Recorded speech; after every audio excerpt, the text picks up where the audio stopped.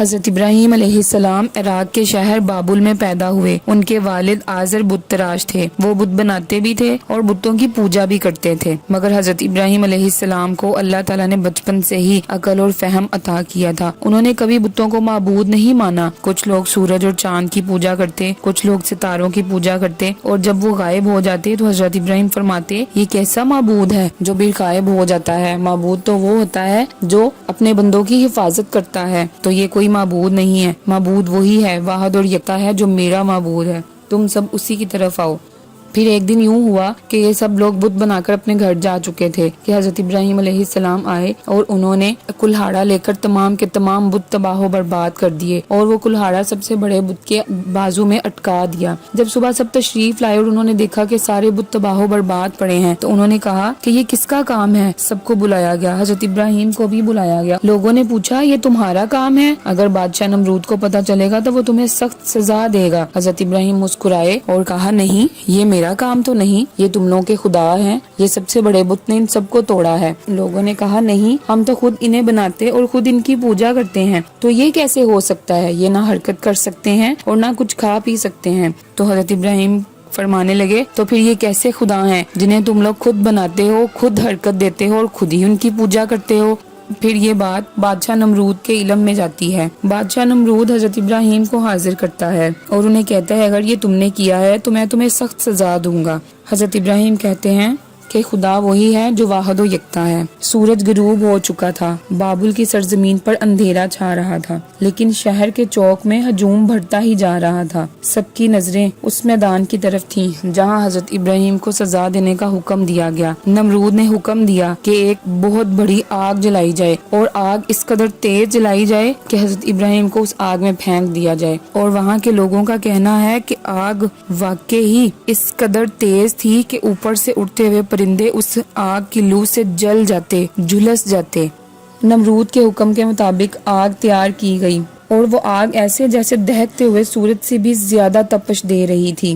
دور ایک طرف حضرت ابراہیم علیہ السلام کے ہاتھوں میں رسیاں باندھی گئی، ان کا چہرہ پرسکون تھا، ان کی آنکھوں میں نہ خوف تھا نہ کوئی غصہ تھا۔ کیوں؟ کیونکہ انہیں اپنے اللہ پر یقین تھا، انہیں اپنے اللہ پر کامل بھروسہ تھا۔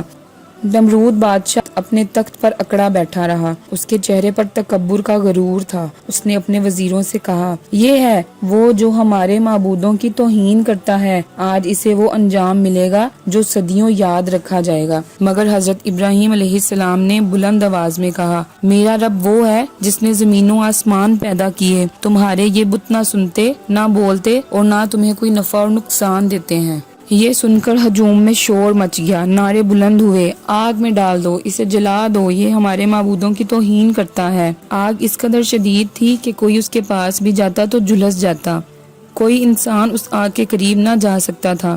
اس لیے پھر منجیک تیار کی گئی، حضرت ابراہیم علیہ السلام کو رسیوں میں جکڑ کر اس منجیک پر لٹا دیا گیا۔ ایک لمحے کے لیے فضا میں سکوت چھا گیا، ایسی خاموشی کہ صرف آگ کی لپک سنائی دیتی تھی۔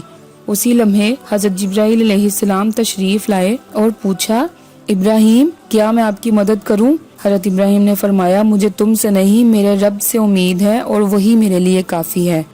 منجیک چلی اور حضرت ابراہیم فضا میں بلند ہوئے۔ جیسے ہی وہ آگ کے قریب پہنچے، اللہ تعالیٰ نے فرمایا، اے آگ، ابراہیم پر ٹھنڈی اور سلامتی والی ہو جا۔ آگ نے فوراً حکم مانا اور جو شعلے تباہی کا پیشے خیمہ تھے وہ ایک گل و گلزار بن گئے۔ حضرت ابراہیم زمین پر نرم گھاس پر بیٹھے تھے، جیسے باغ میں کسی درخت کے سائے تلے، نہ کپڑے جلے نہ جسم پر کوئی خراش آئی۔ تمام لوگ یہ دیکھ کر حیران رہ گئے، خود بادشاہ وقت نمرود ہکا بکا رہ گیا۔ اس کی آنکھوں نے وہ منظر دیکھا جسے جھٹلایا نہیں جا سکتا تھا، مگر غرور انسان کو اندھا کر دیتا ہے۔ پھر یوں ہی حضرت ابراہیم لوگوں کو اسلام کی دعوت دیتے اور بہت سی آزمائشوں سے بھی گزرتے، لیکن اللہ تعالیٰ بے شک صابروں کے ساتھ ہے۔ کئی سال گزرنے کے بعد حضرت ابراہیم علیہ السلام حضرت ہاجرہ سے شادی کرتے ہیں اور وہ اللہ کے حکم سے حضرت ہاجرہ کے ساتھ وہاں سے ہجرت کر جاتے ہیں۔ کئی سال گزر جاتے ہیں لیکن اللہ انہیں اولاد سے نہیں نوازتا۔ یہ ایک اور آزمائش تھی، لیکن حضرت ہاجرہ اور حضرت ابراہیم نے صبر کا دامن نہیں چھوڑا۔ پھر کئی سال گزرنے کے بعد اللہ تعالیٰ نے حضرت ہاجرہ اور حضرت ابراہیم کو بیٹے کی خوشخبری دی۔ انہوں نے حضرت اسماعیل کو پیدا کیا۔ حضرت اسماعیل علیہ السلام حضرت ابراہیم علیہ السلام کے بیٹے۔ پھر اللہ تعالیٰ نے حکم دیا، ابراہیم اپنی بیوی اور اپنے نومولود بچے کو جزیرۃ العرب کی بے آب و گیا وادی میں لے جاؤ۔ آپ نے اللہ کے حکم کی تعمیل کی اور اپنے نومولود بیٹے اور حضرت حاجرہ کو لے کر اس مکہ کی سنسان وادی میں پہنچے جہاں نہ پانی تھا، نہ سبزہ تھا، نہ انسان اور نہ کوئی کاشت۔ حضرت حاجرہ کے پاس چند کھجوریں اور پانی کا ایک مشکیزہ تھا۔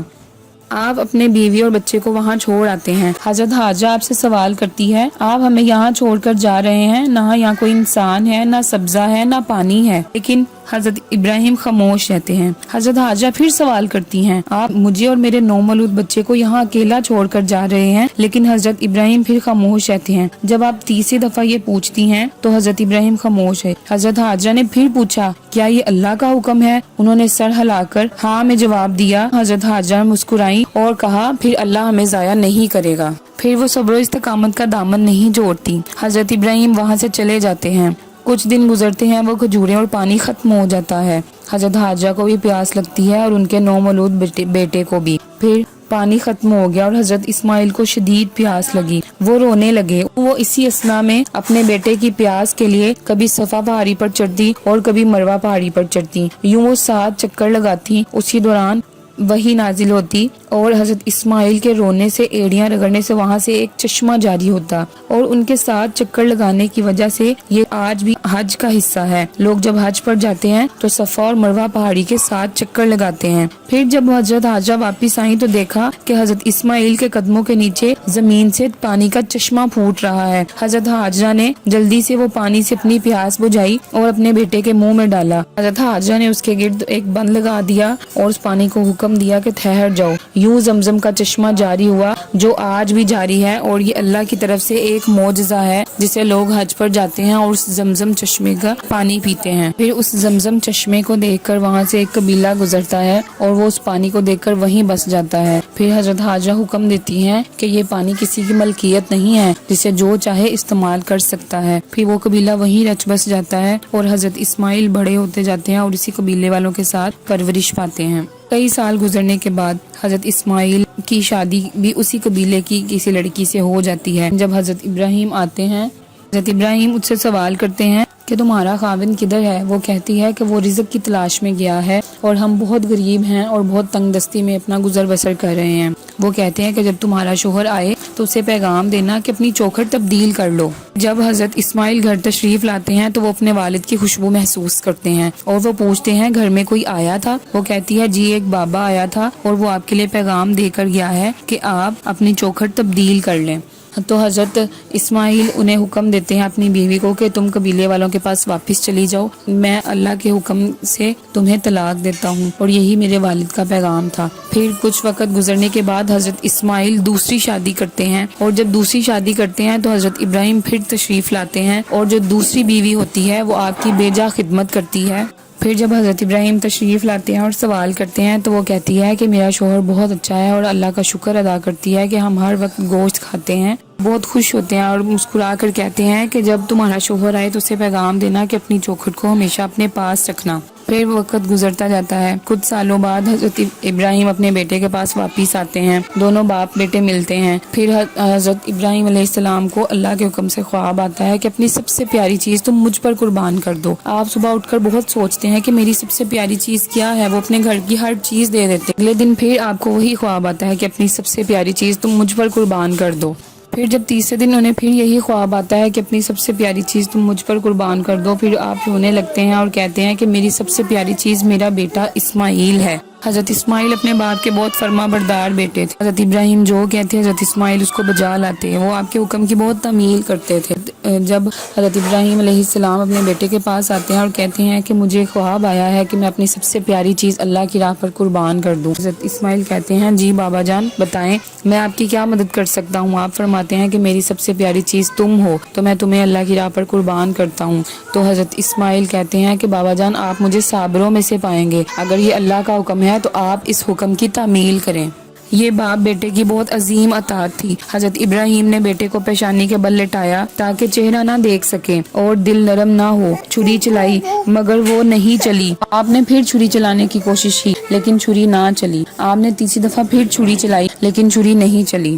پھر آواز آئی، اے ابراہیم، تم نے خواب سچا کر دکھایا اور ہم نیکیوں کا یوں ہی صلہ دیتے ہیں، اور بے شک ہم نے تمہیں صابروں میں سے پایا ہے۔ اللہ تعالیٰ نے اسی وقت آسمان سے جنت سے ایک مینڈا بھیجا اور حضرت اسماعیل کی جگہ وہ ذبح کیا گیا۔ یہ واقعہ قربانی کی سنت بن گیا جو ہر سال عید الاضحیٰ پر دہرایا جاتا ہے، اور یہ واقعات ہمیں سبق دیتے ہیں کہ بے شک اللہ پر کامل یقین اور صبر ہونا چاہیے۔